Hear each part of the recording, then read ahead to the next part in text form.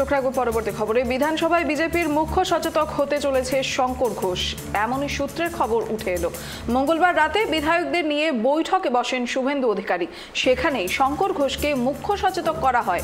এদিন এই দায়িত্বে ছিলেন মনোজ টিগ্গা। সদ্য সমাপ্ত লোকসভা নির্বাচনে তিনি আলিপুরদুয়ার কেন্দ্র থেকে জয়ী হয়েছিলেন। এ বিষয়ে আমরা আরো বিস্তারিত কথা বলবো আমাদের প্রতিনিধি ত্রয়ন চক্রবর্তীর কাছ থেকে। ত্রয়ন, বিজেপির মুখ্য সচেতক হতে চলেছেন শঙ্কর ঘোষ, কি জানতে পারছো?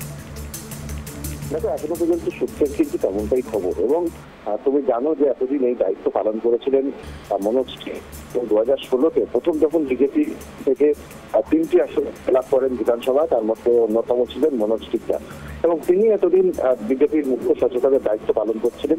তবে তুমি জানো যে এই মুহূর্তে তিনি আলিপুরদুয়ার লোকসভা কেন্দ্র থেকে জয়ী হয়েছেন, ফলে খুব স্বাভাবিকভাবে কয়েকদিন আগে তিনি বিধানসভাতে বিধায়ক পদে ইস্তফা দিয়েছেন এবং মুখ্য সচেতকের জন্য বরাদ্দ যে গাড়ি, সেই গাড়িও কিন্তু তিনি স্পিকারকে জানিয়ে ছেড়ে দিয়েছেন।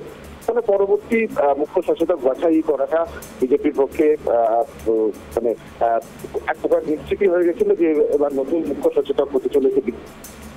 সেই মতো গতকাল রাত্রিরে গভীর রাত পর্যন্ত কিন্তু একটি হোটেলে, সেখানে কিন্তু বিজেপির বিরোধী দলনেতা শুভেন্দু অধিকারী তিনি বিধায়কদেরকে নিয়ে মিটিং করেন। এবং এখনো পর্যন্ত যেটা মনে করা হচ্ছে, যদিও অফিসিয়ালি জানানো না হলেও এখনো পর্যন্ত যেটা জানা যাচ্ছে যে সেখানেই সর্বসম্মতিক্রমে শঙ্কর ঘোষ, তিনি শিলিগুড়ির বিজেপির বিধায়ক, তাকে মুখ্য সচেতক করা হতে পারে বা মুখ্য সচেতক করা হবে, এমনই কিন্তু একটি সিদ্ধান্ত নেওয়া হয়েছে। অর্থাৎ আগামী দিনে বিজেপির মুখ্য সচেতকের যে গুরু দায়িত্ব এবং সামনে বিধানসভা 2026-এ বিধানসভা নির্বাচনের আগে সেই দায়িত্ব পালন করতে চলেছেন শঙ্কর ঘোষ।